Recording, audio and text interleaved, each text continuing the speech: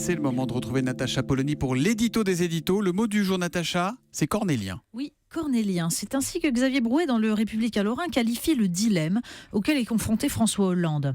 Sauf à rompre toute discussion diplomatique avec la Russie, qui demeure malgré tout un partenaire, la réponse est positive, tranche Laurent Bodin dans l'Alsace.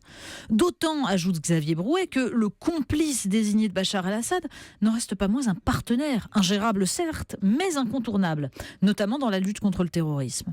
Alors, pour Le Républicain Lorrain, sa venue signifierait un cinglant un pied de nez à François Hollande, tandis que pour l'Alsace, il faut le faire venir pour pousser la menace d'une saisie du tribunal pénal international de La Haye pour crime de guerre en Syrie.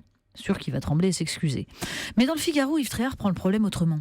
Il s'interroge d'abord sur les à-côtés de cet imbroglio diplomatique. Quand il est en Corrèze, François Hollande oublierait-il qu'il n'en demeure pas moins le président de la République française, se demande Yves Tréhard, que sa fonction l'oblige à ne pas s'exprimer en improvisant sur les graves affaires du monde, qui plus est dans une émission de divertissement? C'est pourtant ce qu'il a fait samedi, depuis Tulle, en répondant aux questions de la chaîne TMC pour une émission de Yann Barthès. Alors, en se faisant ainsi commentateur de sa propre indécision, François Hollande, écrit Yves Tréhard, ridiculise l'image de la France et affaiblit notre voix dans un conflit très compliqué où nous peinons à nous faire entendre.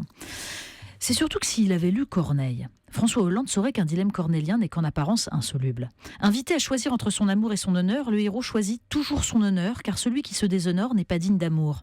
La France qui balance entre sa posture morale et sa capacité à peser pour résoudre un conflit atroce ferait bien de choisir l'héroïsme cornélien. Natacha Polony qu'on retrouve à 8h30 pour la revue de presse.